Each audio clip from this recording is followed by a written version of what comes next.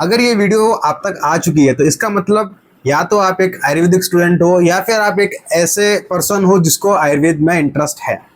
तो आप सभी थोड़ा बहुत आयुर्वेद के बारे में जानते होंगे, और अगर आप स्टूडेंट है तो आप पढ़ते भी होंगे। तो आपने 3 दोषों के बारे में पढ़ा होगा, वात, पित्त और कफ।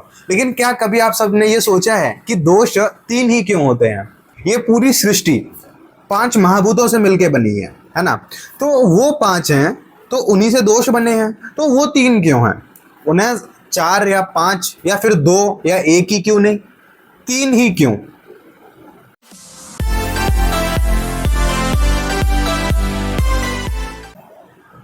तो आज की वीडियो के बाद आप कभी भी आयुर्वेद को सिर्फ सरफेस लेवल पर नहीं समझोगे। आप हमेशा कोशिश करोगे कि हर आयुर्वेदिक कॉन्सेप्ट्स को डीप और डिटेल में समझा जाए। तो चलिए शुरू करते हैं। हम सबने सुना है कि पृथ्वी, जल, अग्नि, वायु और आकाश, ये 5 महाभूत हैं और इन्हीं 5 से मिलकर ये पूरा सृष्टि बना है और इसी से हमारा ये शरीर बना है। तो फिर एक कंफ्यूजन और एक क्वेश्चन हमारे माइंड में आना चाहिए कि दोष 5 क्यों नहीं है? तो यही वो पॉइंट है जहां पे मॉडर्न साइंस और आयुर्वेदा एक दूसरे से अलग हो जाते हैं। आयुर्वेद सिर्फ स्ट्रक्चर नहीं पढ़ाता है।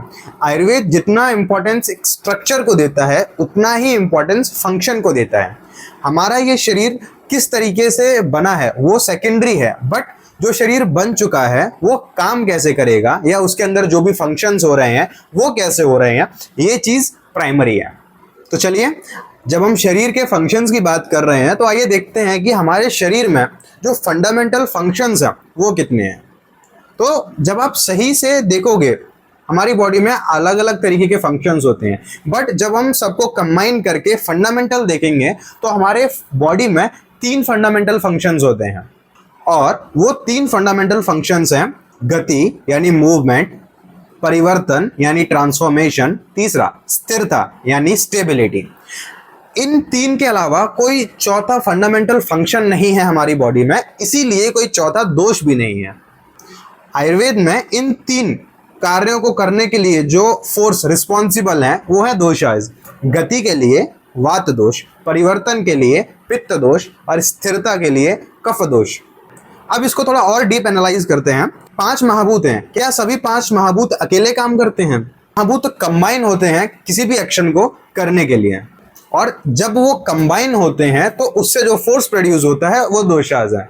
वायु और आकाश मिलके वात बनाते हैं, अग्नि से पित्त बनता है और जल और पृथ्वी महाभूत से कफ की उत्पत्ति होती है। तो अब आप सोचेंगे कि यही कॉम्बिनेशन क्यों? तो आपको मैं थोड़ा इसको ब्रीफली समझा देता हूं कि वात जिसका मेन फंक्शन होता है गति और मूवमेंट के लिए जो 2 चीज सबसे ज्यादा इंपॉर्टेंट है वो है स्पेस प्लस मोशन, और ये दोनों चीजें वायु और आकाश महाभूत में प्रेजेंट है। पित्त का जो मेन काम है वो है ट्रांसफॉर्मेशन, और ट्रांसफॉर्मेशन के लिए चाहिए एनर्जी, और वो एनर्जी प्रोवाइड करता है अग्नि महाभूत।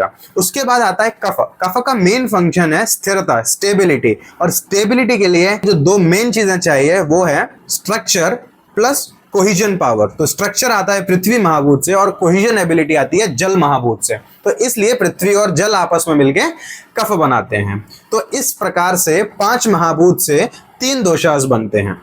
आचार्य चरक ने भी ये कहा है कि जो दोषाज हैं वो 5 महाभूत का फंक्शनल रिप्रेजेंटेटिव हैं, और इस चीज को मैं ऑलरेडी मेरे पुराने वीडियो में समझा चुका हूं, और अगर आपने अभी तक वो वीडियो नहीं देखा है तो मेरे चैनल पे जाके आप देख सकते हैं, और अगर आप चैनल पर नए हैं तो चैनल को सब्सक्राइब करना मत भूलिएगा।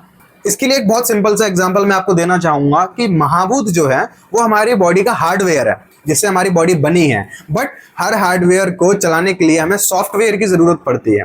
तो जो दोषाज हमारी बॉडी में है वो सॉफ्टवेयर का काम करते हैं जिससे हमारी बॉडी के सारे फंक्शंस ऑपरेट होते हैं। It is just like a mobile and its software. Mobile is our body that is made up of Mahabhuta, and OS or operating system is our doshas that control everything. तो I hope आपको ये concept समझ आया होगा, और अगली बार अगर आपको कोई भी पूछता है कि दोष 3 ही क्यों होते हैं तो उनको बोलो कि आंसर सिंपल है। हमारी बॉडी में 3 फंडामेंटल फंक्शंस हैं जो कि हैं मूवमेंट, ट्रांसफॉर्मेशन एंड स्टेबिलिटी, और उन तीनों के लिए 3 दोष हैं। So that's why there are only 3 doshas in our body. तो अगर आप भी आयुर्वेद को सिर्फ ब्लाइंडली नहीं बल्कि समझकर सही तरीके से सही आयुर्वेद को फॉलो करना चाहते हो तो आज ही चैनल को सब्सक्राइब कर लेना। साथ ही साथ वीडियो अच्छा लगा हो तो लाइक करिए और अपने फ्रेंड्स को शेयर कीजिए। राधे राधे।